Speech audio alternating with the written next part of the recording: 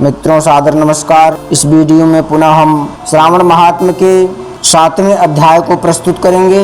इस अध्याय में मंगला गौरी व्रत का वर्णन तथा व्रत कथा है। इस अध्याय के पूर्व छठा अध्याय था जिसमें सोमवार व्रत विधान है। सोमवार व्रत विधान इस वीडियो के डिस्क्रिप्शन में हम इस लिंक को डाल देंगे। आप लोग इसके पूर्व वाली वीडियो देखकर उसका भी श्रवण करने में सुलभ होगा। तो इस अध्याय के बारे में चलते हैं, वर्णन करें। ईश्वर बोले, हे सनत कुमार, अब मैं अच्युतम भौम व्रत का वर्णन करूंगा जिसके अनुष्ठान करने मात्र से वैधव्य दोष नहीं होता है। यदि किसी स्त्री के कुंडली में वैधव्य योग हो तो किसी योग्य ज्योतिषी से परामर्श लेकर के अगर वैधव्य योग का किसी ज्योतिषी के द्वारा व्यक्त किया जाता हो तो इस मंगला गौरी व्रत का पालन अवश्य करें। विवाह होने के पश्चात 5 वर्षों तक यह व्रत करना चाहिए। इसका नाम मंगला गौरी व्रत है। यह पापों का नाश करने वाला है। विवाह के पश्चात प्रथम श्रावण के शुक्ल पक्ष में पहले मंगलवार को यह व्रत आरंभ करना चाहिए। केले के खंभों से सुशोभित यह पुष्प मंडप बनाना चाहिए और उसे अनेक प्रकार के फलों तथा रेशमी वस्त्रों से सजाना चाहिए। उस मंडप में अपने सामर्थ्यानुसार देवी की सुवर्णमयी अथवा अन्य धातुओं की बनी प्रतिमा स्थापित करनी चाहिए और 16 उपचारों से, 16 दूर्वा दलों से, 16 अपामार्ग दलों से, 16 चावलों से तथा 16 चने की दालों से मंगल गौरी नामक देवी की पूजन करनी चाहिए और 16 बत्तियों से 16 दीपक जलाने चाहिए।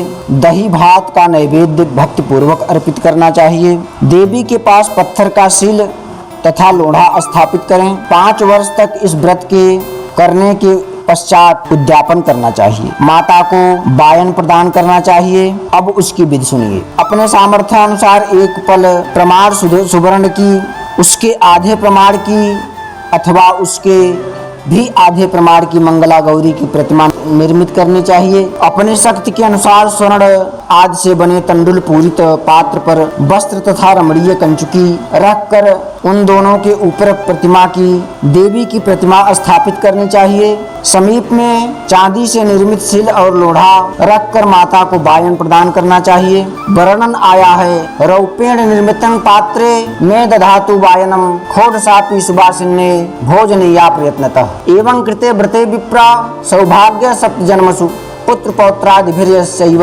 रमणे संपदायुतम। इसके बाद 16 सुवासिनियों को प्रयत्न पूर्वक भोजन कराना चाहिए। हे विपेंद्र, इस विधि से व्रत करने पर 7 जन्मों तक सौभाग्य बना रहता है और पुत्र पौत्र आदि के साथ संपदा विद्यमान रहती है।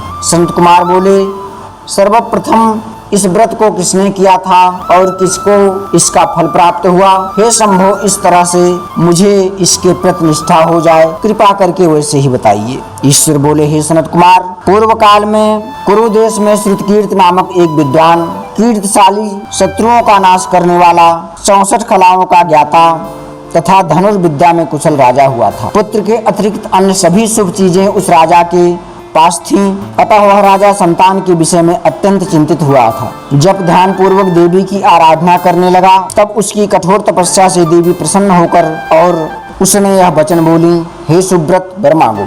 सूर्यकीर्त बोला, हे देवी, यदि आप मुझ पर प्रसन्न हैं तो मुझे सुंदर पुत्र दीजिए। हे देवी, आपकी कृपा से अन्य किसी भी वस्तु का अभाव नहीं है। उसका यह वचन सुनकर पवित्र मुस्कान वाली देवी ने कहा, हे राजन, तुमने अत्यंत दुर्लभ वर मांगा है, फिर भी कृपा बस मैं तुम्हें अवश्य दूंगी। किंतु हे राजेंद्र सुनिए, परम गुणी पुत्र चाहते हो तो यह केवल 16 वर्ष जीवित रहेगा और यदि रूप तथा विद्या से विहीन पुत्र चाहते हो तो दीर्घजीवी होगा।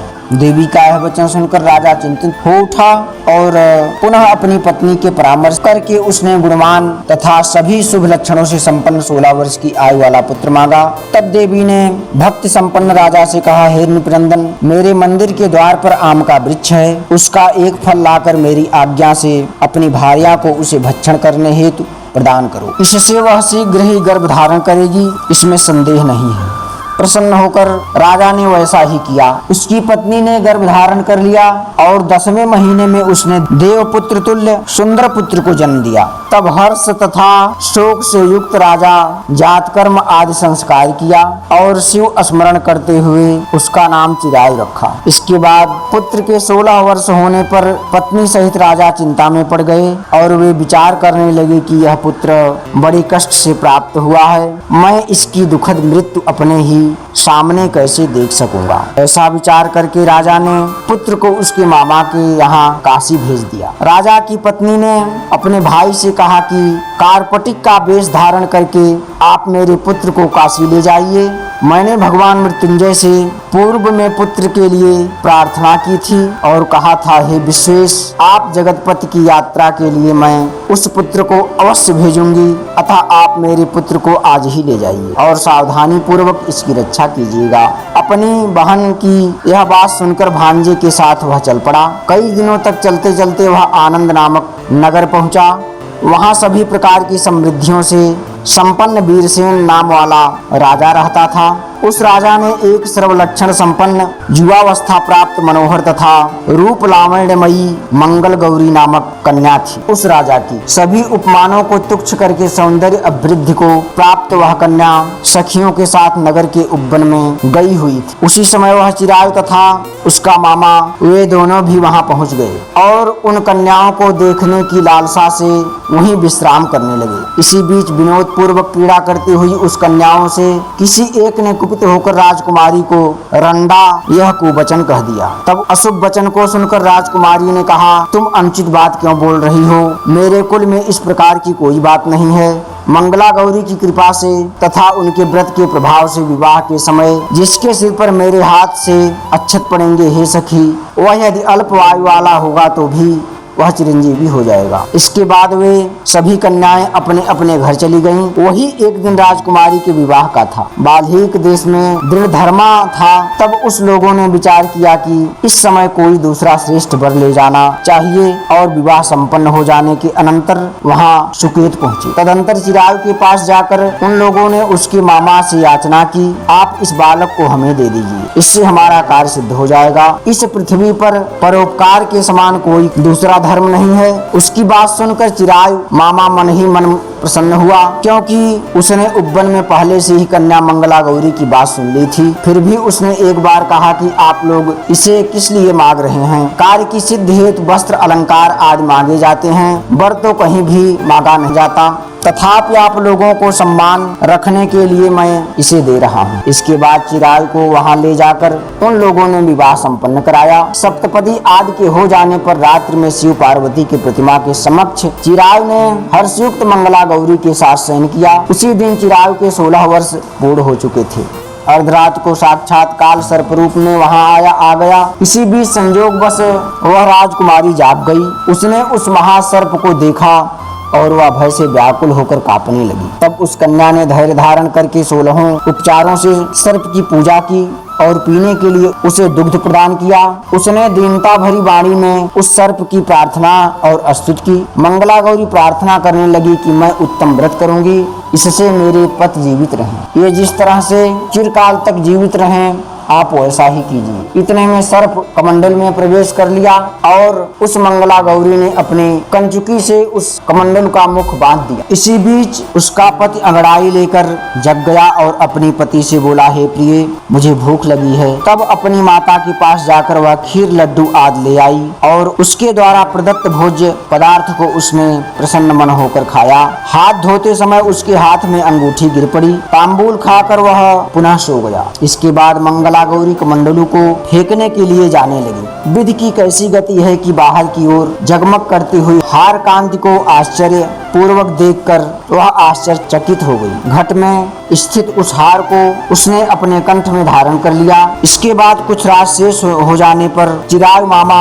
आकर उसे ले गया। इसके बाद वर पक्ष के लोग सुकेत को वहां ले आए। उसे देखकर मंगला गौरी ने कहा कि यह मेरा पति नहीं है। तब उन सभी ने पूछा, हे शुभे, तुम यह क्या बोल रही हो? यहाँ तुम्हारा कोई परिचायक हो तो उसे हम लोगों को बताओ। मंगला गौरी बोली, जिसने रात्रि में नवरत्नों से बनी अंगूठी दी है, उसकी अंगुली में इसे डालकर परिचायक निशानी देख लें। मेरे पति ने रात्रि में मुझे जो हार दिया था, उसके रत्नों का समुदाय कैसा है, इस बात को यह बताएं। यह तो कोई अन्य ही है। इसके अतिरिक्त रात्रि में आम सींचते समय उसका पैर कुमकुम में लिप्त हो गया था, वह मेरी जांघ पर अब भी विद्यमान है। आप लोग शीघ्र देख लें। साथ ही रात में परस्पर भाषण तथा भोजन आदि को कुछ किया गया था, उसे यह बता दें, तब यह निश्चय ही मेरा पति है। इस प्रकार यह वचन सुनकर सभी कहने लगे, ठीक है। किंतु जब एक भी बात न मिली तब सभी के सुकेत को उसका पति होने से निषिद्ध कर दिया। वे वर पक्ष वाले जिस तरह आए थे उसी तरह चले गए। तत्पश्चात अपने वंशज को बढ़ाने वाले महान यश से संपन्न तथा परम मनस्वी मंगला गौरी के पिता ने अन्नपान आदि का सत्र चलाया। उन्होंने वर पक्ष का वृत्तांत कानों कान सुन लिया कि स्वरूप से कुरूप होने के कारण लोगों के द्वारा किसी अन्य को वर के रूप में आदर पूर्वक लाया गया था। तब उन्होंने अपनी कन्या को पर्दे के भीतर बैठा दिया। इस प्रकार 1 वर्ष बीतने पर यात्रा करके वह अपने मामा के साथ यह देखने के लिए आया कि वहाँ क्या हुआ। तब उसे गांव के भीतर से देखकर वह मंगला गौरी अत्यंत प्रसन्न हुई और माता पिता से बोली कि मेरे पति आ गए हैं। तब राजा ने अपने सुहृदय सज्जनों को बुलाकर पूर्व में कह गए सभी परिचायकों को देखकर मंद मुस्कान वाली अपनी कन्या चिराय को सौंप दी। राजा ने शिष्ट जनों के साथ लेकर विवाह का उत्सव कराया। इसके बाद राजा वीरसेन ने वस्त्र आभूषण आदि, सेना, घोड़े, हाथी, रथ और अन्य भी बहुत सी सामग्री देकर उन्हें विदा किया। इसके बाद अपने कुल को आनंदित करने वाला वह चिरायु पत्नी तथा मामा के साथ लेकर सेना के साथ अपने घर नगर पहुंचा। तब लोगों ने मुख से उसे आया हुआ सुनकर उसके माता पिता को विश्वास नहीं हुआ। उन्होंने सोचा कि प्रारब्ध अन्यथा कैसे हो सकता है। इतने में वह अपने माता पिता के साथ आ गया और स्नेह से परिपूर्ण वह चिरायु भक्ति पूर्वक उसके चरणों में गिर पड़ा। तब उस पुत्र का मस्तक सूंघकर उन दोनों ने परम आनंद प्राप्त किया। पुत्र वधू मंगला गौरी भी सास ससुर को प्रणाम किया। तब सास उसे अपनी गोद में बैठाकर सारा वृत्तांत शीघ्रता पूर्वक पूछने लगी। हे महामुने, तब पुत्र वधू ने भी मंगला गौरी की उत्तम महात्म तथा जो कुछ घटित हुआ था वह सब वृत्तांत बताया। मैंने आपसे इस मंगला गौरी व्रत का वर्णन कर दिया। जो कोई भी इसका श्रवण करता है अथवा जो इसे कहता है उसे सभी मनोरथ पूर्ण हो जाते हैं, इसमें संदेह नहीं है। सूत जी बोले, इस प्रकार शिव जी ने सनत कुमार को यह मंगला गौरी व्रत बताया और उन्होंने सभी कार्यों को पूर्ण करने वाले इस व्रत को सुनकर महान आनंद प्राप्त किया।